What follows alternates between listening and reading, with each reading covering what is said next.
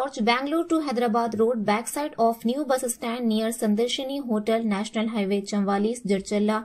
हमारे यहाँ AC rooms, non AC rooms, single rooms, double rooms, sweet rooms, शादी ब्याह और दीगर तकारीब के लिए डॉर्मेटरी हॉल वाजिबी दामों पर तमाम तर सहूलियात के साथ मौजूद हैं।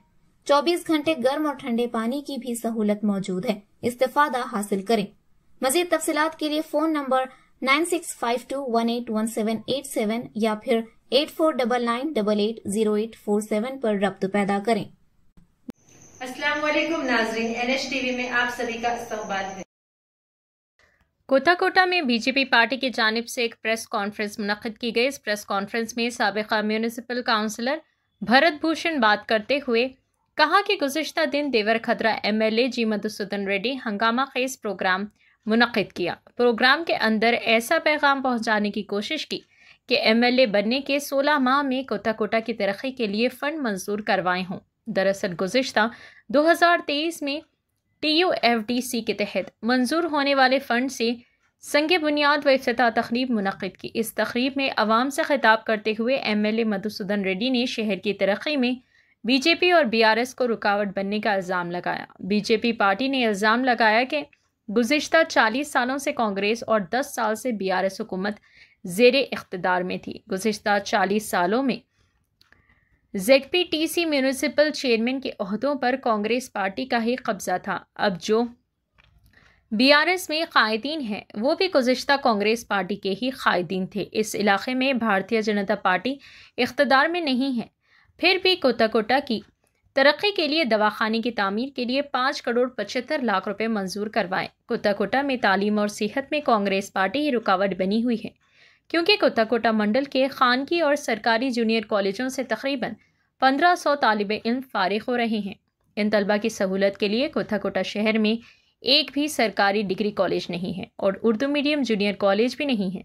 गुज़िश्ता BRS MLA ने भी इंतखाबी वादा किया था और मौजूदा MLA ने भी इंतखाबात में वादा किया था, मगर क्यों इस तरफ तवज्जो नहीं दी जा रही है? BJP आपसे ये सवाल कर रही है कि अगर BJP इख्तिदार में आती है तो तालीम और सेहत पर खुसूसी तवज्जो दी जाएगी। इस मौके पर श्रीनिवास रेड्डी, नरसिम्हा रविंद्र रेड्डी, स्टार बालू, अमरेंद्र रेड्डी, सुरेश गौड़ के अलावा दीगर मौजूद थे। आइए नाज़रीन देखें यह रिपोर्ट। జనాభా కలిగి విస్తీర్ణంలో కూడా పెద్ద మండలమైనటువంటి కొత్తకోట పట్టణం ఇప్పటికీ కూడా వారు నిన్న మాట్లాడుతూ చెప్పిండ్రు, వైద్య రంగంలో అదేవిధంగా విద్యా రంగంలో కొత్తకోటను అభివృద్ధి చేయడంలో కాంగ్రెస్ పార్టీ ముందుంది అని వారు చెప్తున్నారు. అంటే ఇప్పటికీ 40 సంవత్సరాల కాంగ్రెస్ పరిపాలన ఏలుబడిలో 10 సంవత్సరాల BRS పరిపాలన ఏలుబడిలో కొత్తకోట మండలాన్ని కేంద్రంలో ఉన్నటువంటి హాస్పిటల్ 6 పడకల హాస్పిటల్ ఉంది అని చెప్తే నిజంగానే ఇక్కడ ఉన్నటువంటి నాయకులమైనటువంటి మేము కూడా సిగ్గుపడాల్సినటువంటి అవసరం ఉంది. 6 పడకల హాస్పిటల్ 2023లో కేంద్ర ప్రభుత్వం 15వ ఫైనాన్స్ కింద 5,75,00,000 రూపాయలు కొత్తకోట పట్టణానికి మంజూరు చేయడం జరిగింది. 2023 సంవత్సరంలో పూర్తి బడ్జెట్ అంతా కేంద్రంలో అధికారంలో ఉన్నటువంటి భారతీయ జనతా పార్టీదే 5,75,00,000 రూపాయలు మంజూరు చేయడం జరిగింది. దానికి 1 సంవత్సర కాలం వ్యవధి తీసుకొని అప్పుడున్నటువంటి మాజీ MLA గారు ఇక్కడ ఒక శిలాఫలకాన్ని స్థానిక పోలీస్ స్టేషన్ పక్కల శిలాఫలకాన్ని బిగించడం జరిగింది. పనులు టెండర్లు కూడా కాల్ఫార్ అయినాయి. తర్వాత జరిగినటువంటి పరిణామం మనకందరికీ తెలుసు. ఎన్నికలు రావడం, ఎన్నికల్లో TRS పార్టీ ఓడిపోవడం, కాంగ్రెస్ పార్టీ గెలవడం, గెలిచిన తడవనే ఆ యొక్క పనులు ఏవైతే ఆసుపత్రికి సంబంధించినటువంటి పనులు ఏవైతే ఉన్నాయో పనులను చేయనీయకుండా ఆపినటువంటి ఘనత ప్రస్తుతం ఉన్నటువంటి కాంగ్రెస్ పార్టీ MLA GMR గారిది కాదా అని ఈ సందర్భంగా భారతీయ జనతా పార్టీ ప్రశ్నిస్తుంది. కేవలం మీ శిలాఫలకాల మీద పేర్లు ఉండాలనేటువంటి ఆలోచన మేరకు ఆ యొక్క పనులను ఆపు చేయడం జరిగింది. 30 పడకల ఆసుపత్రి కాదు 50 పడకల ఆసుపత్రిని తీసుకొస్తున్నాను అని చెప్పిండ్రు, ప్రగాల్గాలు పలిపిండ్రు.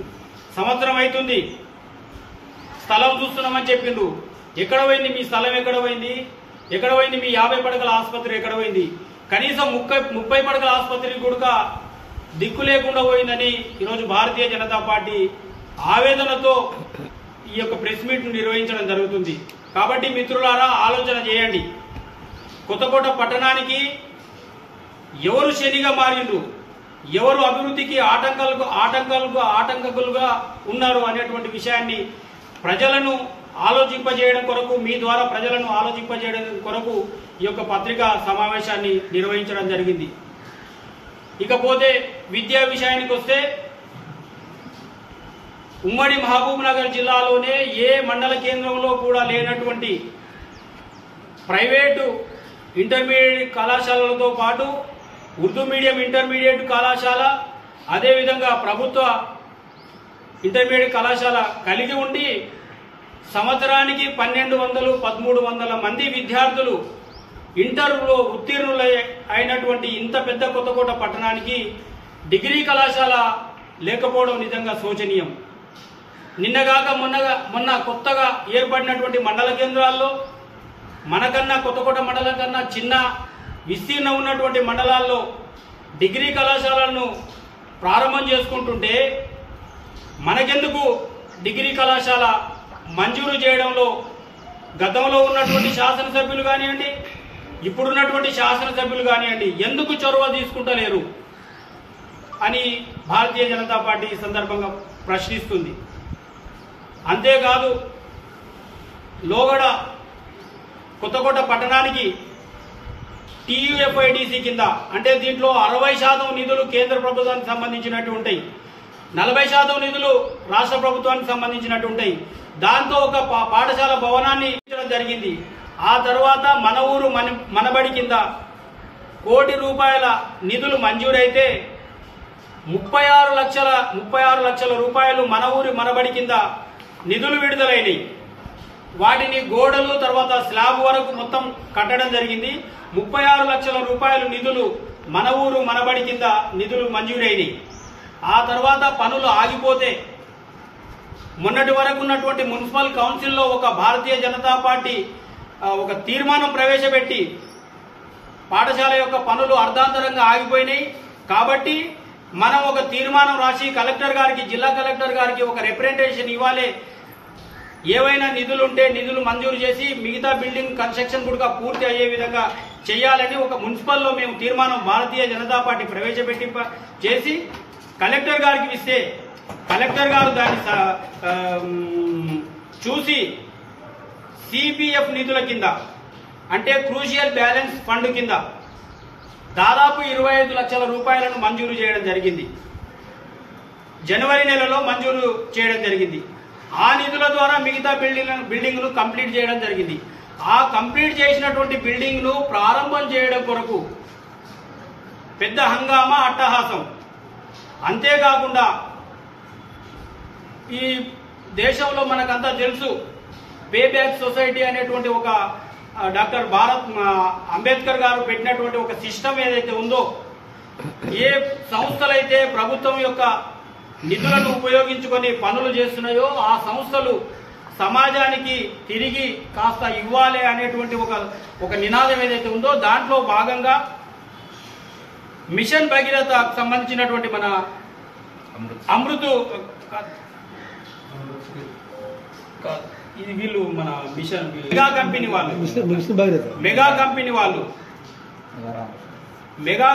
వాళ్ళు మన కొత్తకోట పట్టణానికి బిల్డింగ్స్ సోషల్ రెస్పాన్సిబిలిటీ ఫండ్ కింద ₹1,50,00,000 మంజూరు చేశారు మెగా కంపెనీ వాళ్ళు. ఈ సందర్భంగా భారతీయ జనతా పార్టీ మెగా కంపెనీకి హృదయపూర్వకంగా ధన్యవాదాలు తెలియజేస్తున్నాం. దాంట్లో ఎవరి ప్రమేయం లేదు, దాంట్లో ఇప్పుడున్నటువంటి ఎమ్మెల్యేగా ప్రమేయం కానీ ఇంకెవరి ప్రమేయం కానీ లేదు. ఎందుకంటే వాళ్ళు ఈ రాష్ట్రంలో వివిధ రకాల ప్రభుత్వానికి సంబంధించినటువంటి డెవలప్మెంట్ ఫండ్స్ చేస్తున్నారు కాబట్టి, కాంట్రాక్ట్స్ ఫండ్స్ చేస్తున్నారు కాబట్టి వాళ్ళు స్వచ్ఛందంగా ముందుకొచ్చి సోషల్ రెస్పాన్సిబిలిటీ కింద వాళ్ళు మన కొత్తకోట పట్టణానికి ₹1,50,00,000 మంజూరు చేయడం జరిగింది. దానికి నిన్న ఎమ్మెల్యే గారు భూమి పూజ కార్యక్రమం శిలా పూజ కార్యక్రమం చేయడం జరిగింది. దానికి ఇంత పెద్ద హతాశం చేస్తున్నారు. కాబట్టి విద్యా వైద్యం విషయంలో కొత్తకోట పట్టణం వెనుకబడిపోవడానికి కారణం ప్రధానంగా కాంగ్రెస్ పార్టీ. 40 సంవత్సరాలు ఈ రాష్ట్రంలో ఏకదాటిగా అధికారంలో ఉన్నటువంటి పార్టీ. అంతేకాకుండా కొత్తకోట పట్టణాన్ని సర్పంచులుగా కానివ్వండి, మున్సిపాలిటీ అయిన తర్వాత కానివ్వండి, వాళ్ళే కాంగ్రెస్ పార్టీ వాళ్ళే అధికారంలో ఉన్నారు. మొన్న బీఆర్ఎస్ లో, ఇప్పుడు బీఆర్ఎస్ లో ఉన్న వాళ్ళందరూ కూడా మొన్నటి వరకు కాంగ్రెస్ పార్టీలో ఉన్నటువంటి నాయకులు అనేటువంటి విషయాన్ని గమనించాల్సిందిగా ఈ సందర్భంగా భారతీయ జనతా పార్టీ కోరుతుంది. భారతీయ జనతా పార్టీ ఈ ప్రాంతంలో అధికారంలో లేకున్నప్పటికీ కొత్తకోట పట్టణాన్ని దృష్టిలో పెట్టుకొని కొత్తకోట పట్టణానికి ఆసుపత్రి నిర్మాణం కొరకు 30 పడకల ఆసుపత్రి కొరకు 5,75,00,000 రూపాయలు మంజూరు చేయడం జరిగింది. అంతేకాకుండా 2023లో అమృత్ స్కీమ్ కింద మంచినీటి వసతిని సంపూర్ణంగా పట్టణంలో కల్పించాలి అనేటువంటి ఆలోచనతోన దాదాపు 15,75,00,000 రూపాయలను అమృత్ స్కీమ్ కింద నిధులు మంజూరు చేయడం జరిగింది. ఉమ్మడి మహబూబ్ నగర్ పార్లమెంటు పరిధిలో ఎన్ని మున్సిపాలిటీలు ఉన్నాయో అన్ని మున్సిపాలిటీల్లో కూడా అక్కడ కూడా కాంగ్రెస్ పార్టీకి సంబంధించినటువంటి ఎమ్మెల్యేలే ఉన్నారు. అన్ని మున్సిపాలిటీలో ఇలా అమర్జింత తీసుకో, ఆత్మకూరు తీసుకో, నారాయణపేట తీసుకోండి, మక్తల్ తీసుకోండి, మహబూబ్ నగర్ టౌన్ తీసుకోండి, అన్ని మున్సిపాలిటీల్లో కూడా అమృత్ స్కీమ్ యొక్క పనులను ప్రారంభింపజేస్తే ఈ ఎమ్మెల్యే గారు, ఎంపీ గారు సంబంధిత అధికారులకు ఎస్సీతోన, ఈఈతోన, మా మున్సిపాలిటీ కమిషనర్తోన మాట్లాడి శిలా పూజ కార్యక్రమం, భూమి పూజ కార్యక్రమం చేయండి, అమృత్ స్కీమ్ కింద నిధులు మళ్ళా మురిగిపోతామని చెప్పి కోరితే కావాలని ఎమ్మెల్యే గారు పనిగట్టుకొని ఆ యొక్క భూమి పూజ కార్యక్రమానికి, ఆ యొక్క అమృత్ స్కీమ్ పనులను చేయకుండా ఆపింది జిఎంఆర్ కాదా అని సందర్భంగా భారతీయ జనతా పార్టీ ప్రశ్నిస్తుంది. వైద్యం, ఆరోగ్యం విషయంలో కాకుండా మంచినీటి వసతులను కూడా కల్పించడంలో కాంగ్రెస్ పార్టీ కొత్తకోట పట్టణాన్ని ఒక చిన్నచూపు చూస్తూ పట్టణం అభివృద్ధి చెందకుండా ఉంటుందని సందర్భంగా భారతీయ జనతా పార్టీ మీ ద్వారా ప్రజలకు తెలియాలనేటువంటి ఆలోచనతో ఈ యొక్క ప్రెస్ మీటు పెట్టడం జరిగింది. కాబట్టి మిత్రులారా, దయచేసి, ఎందుకంటే మీకు కూడా తెలుసు కొత్తకోట పట్టణంలో ఉన్నటువంటి వ్యవహారాలంతా మనకు తెలుసు. మిగతా మనకన్నా చిన్నగా ఉన్నటువంటి పట్టణాలు డెవలప్ అవుతుంటే మనం నిజంగా డెవలప్ కాలేకపోతున్నాం. కాబట్టి ఈ విషయంలో మనం అందరం కూడా కొంత చైతన్యం కలిగి ఉండి ఈ యొక్క వార్తను కొంత हमारे चैनल को लाइक कीजिए, शेयर कीजिए और सब्सक्राइब करना ना भूलें।